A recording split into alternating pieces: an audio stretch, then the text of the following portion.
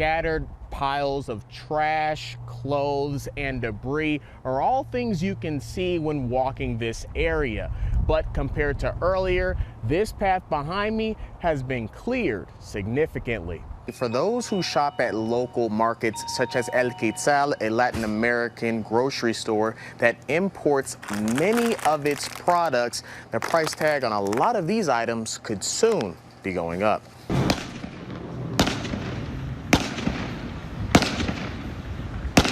Cameron, you spoke to the person who shot that shocking video so many have seen. Blake, this had been an active scene since I arrived at about 7 p.m. Police had several scenes. Now, they were here at the northbound lanes of Austin Bluffs at the light where they had the lanes blocked off. And then they were here at this Quick Quack car wash where they had the driveway blocked off and were investigating this area. Then I'm going to take you over here to this area of the road. This is actually where the shooting happened and where police were examining bullet casings that were along the roadway. Finally, I'm going to take you to this Dutch Bros where police were speaking to witnesses, including one I spoke with who says he was standing here when he saw the whole thing unfold. About this transition. Guys, it's really busy in here with all these great games. And the new owner, John Weiss, says he's been in the community for over 30 years. He owned weekly news outlets, the Colorado Springs Independent and the Colorado Springs Business Journal.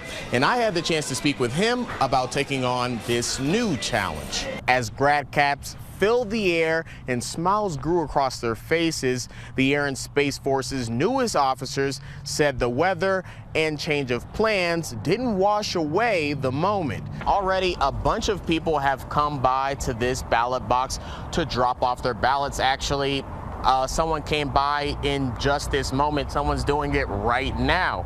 And one thing election officials have emphasized to me is making sure voters have their signatures on those ballots so your vote can be verified. Police say to always make sure your car keys are on your person. And if you have a lot of items, you may want to bring a backpack. Live in Colorado Springs, Cameron D, KKTV 11 News. He should have seen the guy with the top score. He was a beast. For the past 92 years, people have stopped by this arcade for family fun. Originally opening as a gambling hall in 1933, it eventually transitioned into the penny arcade we all know and love. It's just a taste of the past. It's just fun. It's inexpensive. It's family friendly. Yes, I think it's a wonderful thing to have within driving distance of Colorado Springs. Known as one of the largest historic arcades west of the Mississippi, the Penny Arcade features classic pinball machines, fighting games, and other machines dating back nearly 100 years. It's like nostalgia for me. And then when you bring older kids, they love to be like, this is what it used to be like, the soda machines, the quarters, and so it's like kind of an eye-opening experience for a lot of little older kids. The new owner, John Weiss, explained why he took on this new venture. He wanted to sell the arcade, and he had somebody who wanted to buy it, and they were toying with the idea of maybe turning it into retail space and getting rid of the arcade. And I said, we got to preserve the arcade. We have just a lot of commercial places elsewhere in Colorado Springs, and so I think this brings a nice local feel to this community.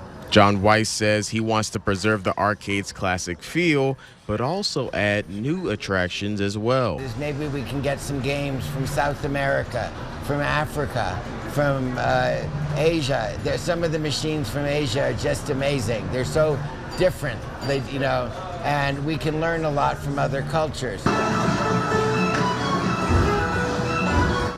Jose Barco served in the Army Infantry from 2003 to 2009, where he earned more than a dozen medals. He once protected the country and now is working to remain a resident here. He has roots in this country, and to uproot it and send him somewhere else, like he came here illegally and committed a crime entering the country, it's crazy. 39-year-old Jose Barco is a decorated veteran who served 2 tours in Iraq. When he came back, he definitely was not the same guy. Court documents show Jose was sentenced to 52 years in prison after being found guilty of attempted murder following a shooting at a party. His brother Ranier Barco says Jose did not get the help he needed after his tours of duty. I actually lived with him for a little bit of time when he returned, and his decision making was off. He was consuming large amounts of alcohol.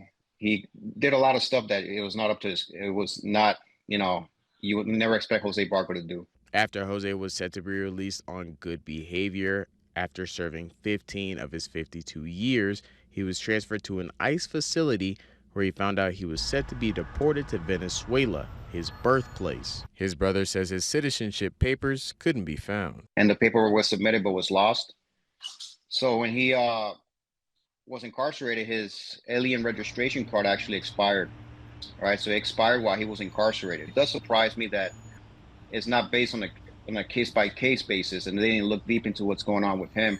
He's obviously a retired veteran. He was honorably discharged. He has a Purple Heart, and that's not being looked at. I reached out to Army officials. They say they have no record of any citizenship documents and could not confirm nor deny claims the paperwork was lost. We reached out to the governor's office about Jose's case, and they sent us a statement saying, quote, Governor Polis accepts clemency applications on a rolling basis, but applications must be submitted by March 1st, 2026 in order that they be evaluated during this gubernatorial administration, and this individual has not applied clemency seriously and understands the weighty responsibility that comes with it, and he evaluates each clemency application carefully and weighs individual circumstances.